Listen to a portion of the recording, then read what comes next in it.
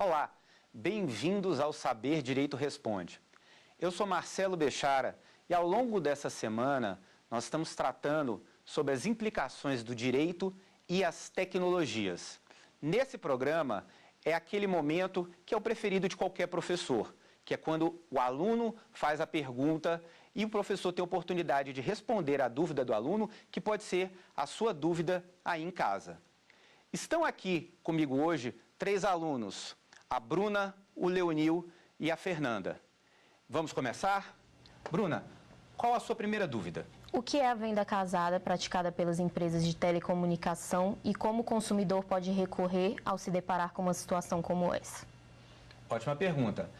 A venda casada, ela é um instituto que não nasce no direito das telecomunicações, na verdade ela vem do direito econômico e também do direito ao consumidor, que na prática é você atrelar um determinado serviço, a aquisição de um serviço, à compra de outro, né? Por que essa discussão ela é forte nas telecomunicações? Porque com a convergência tecnológica, uma mesma empresa de telecomunicações, ela pode lhe prestar vários serviços. Por exemplo, uma empresa de telecomunicação, ela pode lhe oferecer a telefonia fixa, te dar um aparelho de telefone celular, uma banda larga fixa e ainda oferecer uma série de canais de televisão por assinatura, né?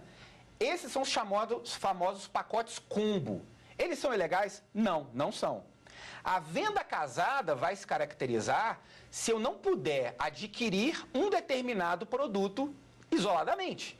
A empresa é obrigada a atender a você, se você quiser, eventualmente, só a banda larga e não quiser a telefonia celular. Uma outra forma mascarada de se fazer isso é colocar um desconto tão forte no pacote combo que você acaba aderindo a esse pacote. Para isso, a Agência Nacional de Telecomunicações estabeleceu alguns regramentos. Qualquer questionamento pode ser feito diretamente à Agência Nacional, que é a agência reguladora e que, inclusive, tem um código interno de defesa do consumidor em serviços de telecomunicações.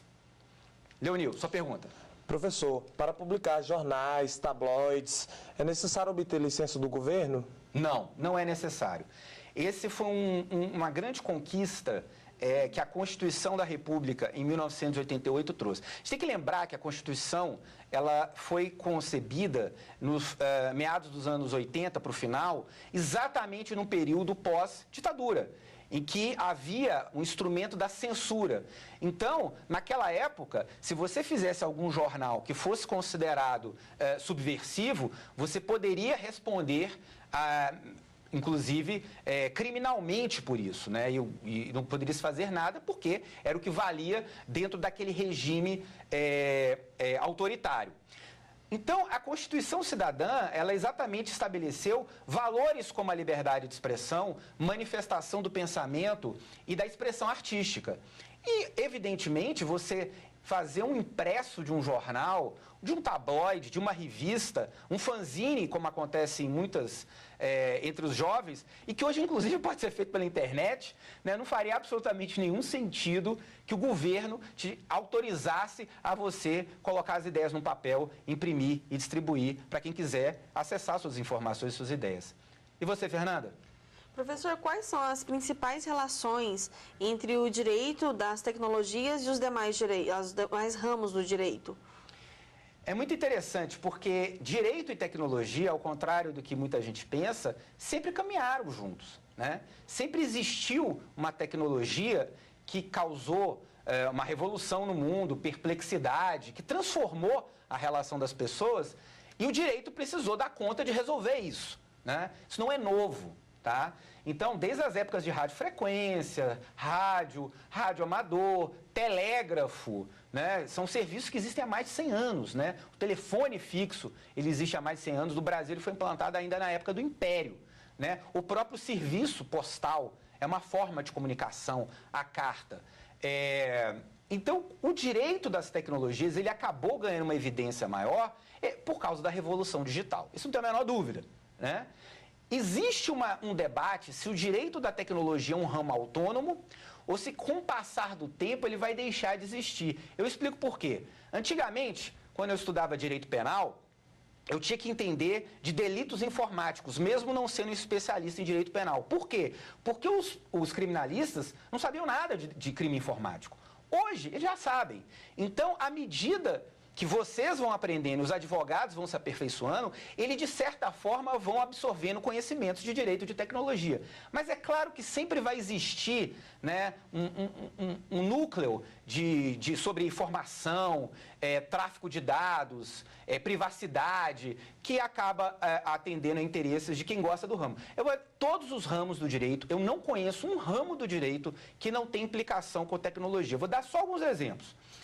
Processo civil. Então, nós temos o processo eletrônico. Direito eleitoral. No Brasil, há muitos anos, a votação é 100% eletrônica. Direito de família, né? As implicações das famílias em redes sociais. E se, por exemplo, a relação de pai e filho que são separados, numa guarda compartilhada, como é que poderia ser substituída na ausência desse pai uma conversa, por exemplo, por um aplicativo de vídeo, chamada, né? Direito do consumidor, o comércio eletrônico, direito criminal, os crimes na internet. Então, todos os ramos do direito, em maior ou menor medida, têm uma relação com direitos e as tecnologias. E foi mais ou menos isso que a gente tentou atravessar aqui esses assuntos ao longo dessa semana. Bruna, sua segunda pergunta. Seria efetivo impor uma multa alta além da responsabilização criminal nos casos dos crimes cometidos no âmbito das redes sociais? Eu acredito que não, né? No caso do Brasil, eu observo que a adoção da multa, ela não se torna necessariamente uma medida que vai reprimir, que vai evitar que aquela conduta aconteça. As redes sociais, elas nada mais são do que um ambiente, um reflexo, um espelho do ambiente virtual daquilo que nós vivemos no nosso mundo real. É claro que é de uma forma muito mais potencializada, porque você fala com gente do mundo inteiro e tem lá uma lista de amigos que no fundo não são seus amigos, né? Sequer muitos são conhecidos, mas estão lá constando que são seu fã ou que são seu amigo. É claro que tudo isso gera uma potencialização. Mas essas mesmas redes permitem que pessoas possam cometer ofensas, violação a direitos, crimes de preconceito, racismo. Isso já aconteceu. E nem por isso deixou de ser reprimido. Para esse tipo de situação, o direito penal me parece muito mais eficaz na tentativa de buscar um determinado agente delituoso do que simplesmente aplicar uma multa, né? Que às vezes o cara não vai ter nem condição de pagar, né? Sabe-se lá. E a primeira coisa que tem que fazer é até achar essa pessoa. Existe uma certa dificuldade, mas é importante que se diga, eu tenho dito isso ao longo da semana, a internet não é uma terra sem lei, e o fato dela ter essa abrangência toda não significa que tudo que você faça lá não vai ser descoberto, né? Eu acho que ao longo da história isso tem sido mostrado e provado. Sua segunda pergunta, Leonil. Pessoas jurídicas de direito público ou privado estrangeiras podem participar ou ser dono de empresa jornalística ou de difusão? Pode, até um determinado limite, né? A Constituição em 88, ela estabeleceu que, inicialmente, empresas jornalísticas e de rádio e televisão, a gente chama de radiodifusão, elas teriam que ter 100% de capital estrangeiro. A partir da emenda constitucional número 32, foi permitido que até 30% do capital pudesse ser estrangeiro. Mas espera aí, 30% do capital sem qualquer direito, sem qualquer possibilidade de exercer o papel editorial, a responsabilidade editorial, a programação daquele conteúdo. Isso não pode ser feito por estrangeiro. Tem que ser feito por brasileiro naturalizado há mais de 10 anos. Ou seja, se tiver uma participação de 30%, é praticamente na condição de um investidor, mas não de quem vai tocar o negócio da radiodifusão, porque não pode interferir. Isso só pode ser feito por brasileiro. E não é empresa brasileira, é empresa brasileira com brasileiro nela, né? Porque o Ministério das Comunicações que é responsável, no caso de rádio e televisão, em fazer essa verificação, olha, inclusive, a nacionalidade das pessoas, né? E compete ao Congresso Nacional, pela Lei 10.610 de 2002, fazer essa verificação dessa propriedade, tanto nas empresas de rádio e televisão, quanto também nas empresas de jornalísticas, como os impressos, que você mencionou na sua primeira pergunta. Fernanda, qual é a sua segunda pergunta?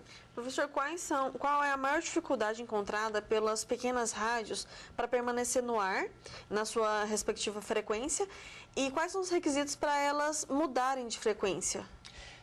Quando uma rádio está operando, ela tem que respeitar os limites que são estabelecidos na sua outorga, que pode ser uma concessão, pode ser uma permissão, pode ser uma autorização. Na outorga, e aí compete à Anatel, neste caso, como gestora do espectro, fazer a fiscalização de rádios, mas a outorga é do Ministério, né, do Poder Executivo Direto, ali está estabelecido qual é a localização daquela rádio, qual a potência que ela tem que observar, quais são os limites que ela deve observar. Uma rádio, em regra, tem que atender ao seu município. Ou seja, mas evidentemente, existem várias situações no país, né? O Brasil, um país imenso, tem morro, cidades que você não sabe mais, uma rua já mudou de cidade, quer dizer, obviamente o sinal pode extrapolar aqueles limites. É possível você mudar de classe ou aumentar a potência? Sim, é possível. O Ministério das Comunicações estabelece quais são os regramentos necessários para se fazer isso. Pelo menos você tem que ter 2 anos de funcionamento e, geralmente, de 2 em 2 anos, você pode ir aumentando essa potência. É claro que para aumentar a potência tem que ter uma justificativa. Não é só porque você, porque eu quero chegar na grande cidade. Não, mas, né? Muitas vezes a justificativa é porque as rádios da grande cidade chegam aqui. Então eu estou sofrendo uma concorrência, eu preciso reagir. E aí vai ser analisado efetivamente caso a caso.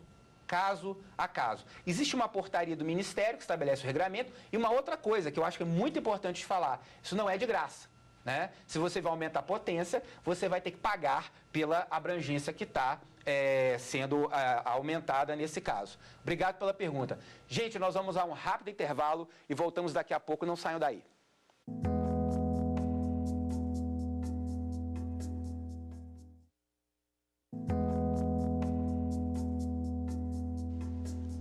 Estamos de volta com o Saber Direito Responde. Eu estou aqui com os alunos Bruna, Leonir e Fernanda e agora nós vamos para a segunda rodada de perguntas. Bruna, qual a sua terceira pergunta? Professor, a redução e a limitação da banda larga contratada viola o direito do consumidor? Depende. Existe uma regulação da Anatel para tratar disso. Toda empresa de telecomunicações que está oferecendo uma banda larga, ela fixa, ela tem que entregar, em média, 80% da velocidade prometida. Como a rede não é uma ciência tão exata assim, por isso que essa média de 80%, mas jamais abaixo de 20%.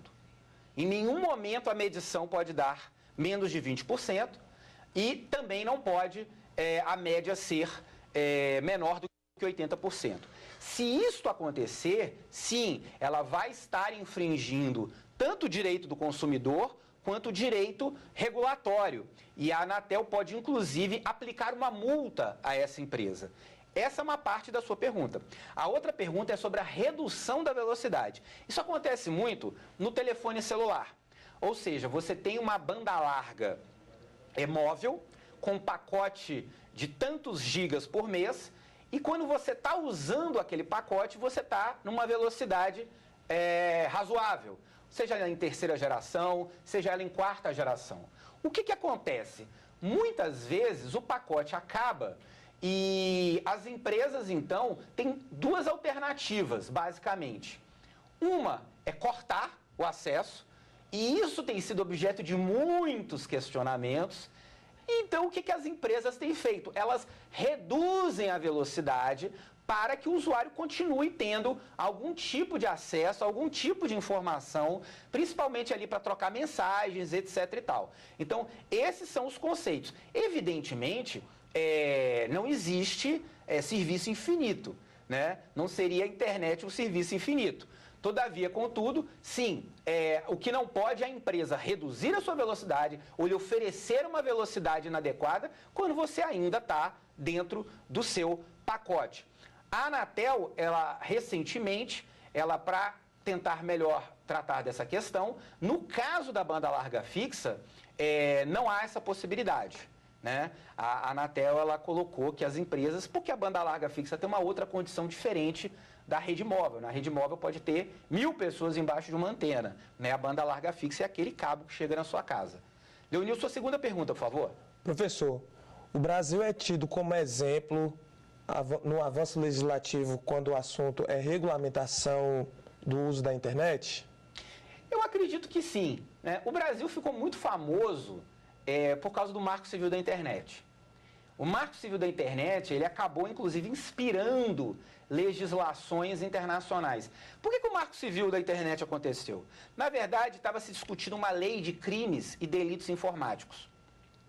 E num determinado momento do debate do Congresso Nacional, a sociedade civil entendeu que havia muita repressão dentro daquela proposta que estava sendo feita. Então buscou ajuda, nós precisamos nos defender os nossos direitos civis na internet. E aí nasceu o Marco Civil da Internet. O Ministério da Justiça encampou a ideia e submeteu para apreciação do Congresso Nacional. Foi amplamente discutido pela sociedade, foi colocado em consulta pública na própria internet e acabou realmente saindo uma legislação que, na minha opinião, ela tem um pedaço muito interessante de uma carta principiológica. Se você lê o Marco Civil da Internet, muitos dos valores que estão ali já estão na Constituição. Teoricamente, você nem precisaria ter algumas das coisas que estão ali no Marco Civil, porque a Constituição já garante. Por exemplo, a liberdade de expressão e manifestação do pensamento, a privacidade, são valores constitucionais, mas que o legislador entendeu, até para pacificar conflitos, orientar o Poder Judiciário, que merecia a internet um marco civil próprio. Isso fez com que o Brasil tivesse realmente um papel interessante de debates no mundo. Mas existem outras discussões que nós ainda estamos muito para trás. Mas, de um modo geral, a internet no nosso país funciona muito bem. Obrigado. Vamos lá, Fernanda? Professor, qual que é a diferença da frequência AM para a frequência FM? E a frequência FM, ela é mais ouvida, né, até onde eu entendo. E quais são os requisitos para que uma rádio que esteja na frequência AM mude para a FM? Excelente pergunta. O FM, ele veio depois do AM. Quando a rádio começou, a rádio era... na verdade, a gente fala AM, né, mas a frequência é OM, de ondas médias. Você tem a frequência modulada FM, as ondas médias, as ondas curtas, que essas falam muito longe, e as ondas tropicais. Como é que funciona? Quanto mais baixa uma onda de frequência, maior o seu alcance. Quanto menor uma frequência, quanto mais alta a frequência, menor o seu alcance. E qual é a vantagem, então, do AM? O AM fala mais longe, só que a qualidade é pior. E o FM, por ter uma frequência mais alta, ele tem uma abrangência menor, mas a qualidade é muito melhor. E como ele veio depois, então, naturalmente, ele foi ganhando mais campo, mais espaço, né? Existem, inclusive, equipamentos de telefone celular e carros que nem vêm com a opção mais de você acessar o AM. Então, para isso foi feito um decreto que possibilita os detentores da frequência do AM migrarem para o FM. Os requisitos estão estabelecidos no decreto e é basicamente pedir e querer, né? E eles já fizeram esse pedido. Não há espaço para todo mundo, porque muitas das cidades já estão com o dial, como a gente fala, completamente preenchido. Então, como que vai resolver isso? A Anatel, depois da digitalização da televisão, vai pegar entre o canal 5 e 6 VHF, que não se usa para televisão digital, que só funciona o HF, e vai estender a banda do FM. Com isso, o FM vai ser maior do que é hoje. E aí vai poder, então, encaixar essas rádios que fizeram essa migração, por exemplo, nos grandes centros onde não tem mais espaço. Só que isso vai demandar o quê? Que os equipamentos fabricados também tenham a sintonia desses canais, porque hoje eles não têm. né? Isso, então, precisa ser normatizado, a indústria precisa se conscientizar, mas, geralmente, rádio, o que faz com que o rádio se transforme são os carros. Mais ou menos de 2 em 3 anos, há uma renovação importante de frotas de carros no Brasil, a partir do momento que os novos rádios já vierem com essa nova frequência, em questão de anos, todos os AM se tornarão FM e terão a mesma qualidade que a frequência modulada proporciona. Bruna, vamos à sua última pergunta? Quais as obrigações a lei de TV por assinatura trouxe para o audiovisual brasileiro? A lei de televisão por assinatura, ela revolucionou em muito o audiovisual brasileiro. O audiovisual dos últimos anos, ele tem mostrado um ambiente, apesar das crises, bastante efervescente, bastante aquecido, principalmente nos grandes centros, Rio, São Paulo, onde você tem as maiores e numerosas produtoras de conteúdo, mas isso se observa em todo o território nacional. Por quê? Porque a lei do SEAC, que é a lei da televisão por assinatura, a 12.485, ela estabeleceu uma política de cotas. Esta política de cotas exige que os canais fechados, eles tenham, numa determinada quantidade da sua programação diária, conteúdos brasileiros, que são conteúdos, obviamente, desenvolvidos por produtoras brasileiras. Ao mesmo tempo, estabeleceu que também tem que ter, além de conteúdo brasileiro independente, que são feitas por produtoras independentes. Que é uma produtora independente? É uma produtora que não é de uma grande rede, que não faz parte da grande rede, que não é o veículo pelo qual está transmitindo aquele conteúdo. Isso, de certa forma, aqueceu bastante o mercado, não só de séries e filmes, mas também de animações infantis. O Brasil hoje está exportando animação infantil. Como toda política de cota, ela tem os seus benefícios e tem seus malefícios, né? Então, ela tem um tempo de duração e eu acredito que após esse tempo de duração, o mercado tem a condição de caminhar com suas próprias pernas, mas, de fato, tem se mostrado uma coisa bastante importante para o florescimento do audiovisual brasileiro. Leonil, sua pergunta, por favor. Professor, considerados os interesses dos usuários, a Anatel poderá decidir fixar as tarifas? Sim, na verdade, um dos papéis da Agência Nacional de Telecomunicações é a política tarifária. Só existe um serviço que tem tarifa, que é o STFC, Serviço de Telefonia Fixa Comutada, que na prática é o telefone fixo. Esse é um serviço tarifado porque ele é objeto de um contrato de concessão. Os outros serviços, como é o caso da banda larga fixa, como é o caso da televisão por assinatura e do celular, o SMP, Serviço Móvel Pessoal, é preço, não é tarifa. Então, existe uma competição entre as empresas. No caso das tarifas, a Anatel ela pode flexibilizar quando ela entender que o mercado amadureceu. Eu vou dar um exemplo. Ligação internacional. Ninguém mais faz ligação internacional.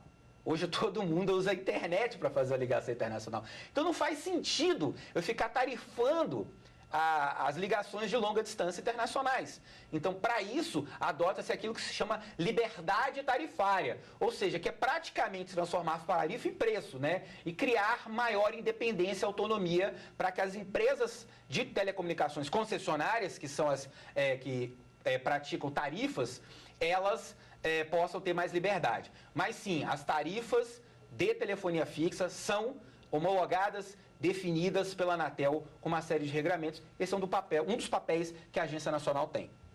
Fernanda, sua última pergunta. Professor, não tem lugar para todo mundo nos sistemas de telecomunicação. Como se dá a escolha para que eles usufruam desse sistema, explorem esse sistema e como que ele pode ser rescindido, como se dá o final desse uso? A sua pergunta está falando sobre outorga de telecomunicações, tá? Existem vários serviços de telecomunicações. Ao longo dessa semana aqui no curso, eu quis falar apenas de 4, que é o telefone fixo, o celular, a banda larga fixa e a TV por assinatura, que eu acho que são os serviços que a maior parte, a esmagadora maioria dos brasileiros possui. Determinados serviços eu não preciso de nenhum tipo de competição. Basta eu ir até a agência reguladora para obter a outorga. TV por assinatura é assim.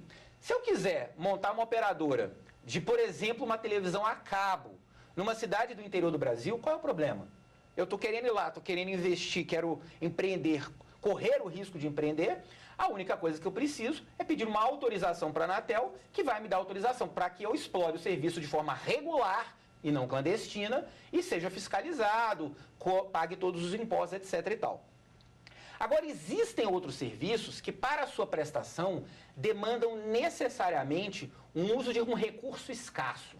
Eu vou lhe dar um exemplo de um recurso escasso. Espectro. Não cabe todo mundo no espectro. Então, você tem que fazer uma licitação para obter as radiofrequências. Por isso que as empresas participam de licitações para ter as radiofrequências que são fundamentais. No caso, por exemplo, da telefonia celular é fundamental. Sem radiofrequência não tem telefonia celular para prestar o serviço. A concessão ela pode ser devolvida, ela pode ser cancelada. Isso vai depender do papel da Anatel e ela pode, inclusive, ser renovada. Isso dependendo do tempo e do serviço. Todos esses regramentos estão na Lei Geral de Telecomunicações, a 9.472 de 97. Gente, então é isso. Chegamos ao final do Saber Direito Responde. Eu gostaria de agradecer aos alunos e agradecer a você em casa por ter acompanhado. Eu espero que essas dúvidas aqui tenham sido as suas dúvidas e que possam ser esclarecidas. Muito obrigado e até a próxima. Ficou com dúvidas? Então mande um e-mail para saberdireito@stf.jus.br. E você também pode estudar pela internet. Basta acessar o site tvjustiça.jus.br.